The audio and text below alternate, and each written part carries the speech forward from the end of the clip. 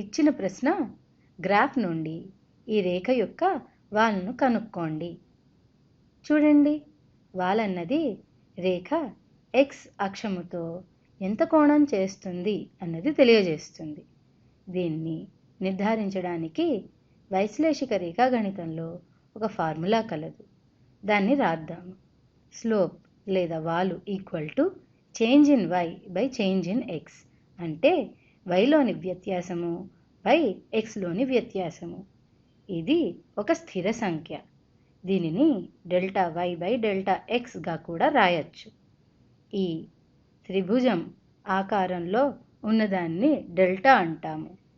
ఈ గ్రాఫ్లో ఒక బిందువును తీసుకుని yలోని వ్యత్యాసము బై xలోని వ్యత్యాసమును కనుక్కుందాము. ఈ బిందువును తీసుకుందాము. ఇంకొక బిందువును ఇక్కడ తీసుకుందాము. అసలు ఏ రెండు బిందువులను అయినా ఈ రేఖపై తీసుకోవచ్చు. వాటి మధ్య గల yలో మార్పు బై xలో మార్పు మనకి కావలసినది. సరే, ఈ రెండు బిందువులకు గల yలోని మార్పు ఎంత, అలాగే xలోని మార్పు ఎంత అన్నది చూద్దాము. xలోని మార్పును చూద్దాము.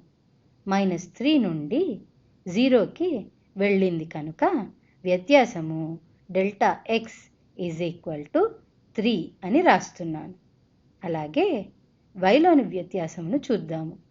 -3 నుండి -1కి ఈ రేఖ వెళ్ళింది కనుక వ్యత్యాసము delta y is equal to 2 అని రాయొచ్చు.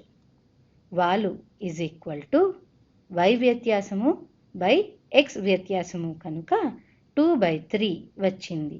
సరే, ఏ రెండు బిందువులు తీసుకున్నా వాలు ఆ రేఖకు స్థిర సంఖ్య అని చెప్పాను కదా, దానినే నిరూపిద్దాము.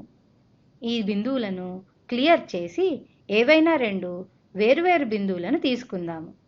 ఇది ఒక బిందువు, ఇంకొక బిందువు కింద ఇక్కడ తీసుకుంటున్నాను. సరే, డెల్టా y ఎంత? 1 నుండి కిందికి -3 వరకు ఉంది కదా, కావున delta y is equal to -4. అలాగే డెల్టా x ఎంత? 3 నుండి ఎడమవైపుకి -3 వరకు వెళ్ళితే delta x is equal to -3 -3 is equal to -6 వచ్చింది. రెండు నెగిటివ్ లేక రుణాత్మక సంఖ్యలు ఎందుకు వచ్చాయి? పైన నుండి కిందికి నెగిటివ్ వస్తుంది, అలాగే ఎడమవైపుకి వెళ్తే కూడా నెగిటివ్ వస్తుంది. సరే, delta y by delta x ఎంత వస్తుంది? Delta y by delta x is equal to -4 by -6. ఇక్కడ పైన కింద ఉన్న నెగిటివ్ సైన్ క్యాన్సిల్ అవుతుంది. అలాగే 2తో లవమును మరియు హారమును భాగిస్తే 2/3 వచ్చింది. సరే, మొదలుపెట్టిన మొదటి బిందువు పైన ఉంది, రెండవ బిందువు కింద ఉంది కదా. ఒకవేళ రెండవ బిందువును మొదటి బిందువుగా అనుకుంటే ఏమవుతుంది? అప్పుడు డెల్టా y పైనికి 4 యూనిట్లు వెళ్ళాలి. కావున delta y is equal to 4 వస్తుంది. అలాగే డెల్టా x కుడివైపుకి 6 యూనిట్లు వెళ్తుంది కనుక delta x is equal to 6 వస్తుంది. Delta y by delta x విలువ 4/6 ఈజ్ ఈక్వల్ టు 2/3నే వచ్చింది.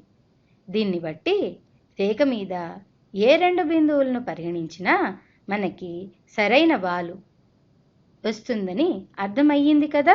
వచ్చే వీడియోలో కలుద్దాం.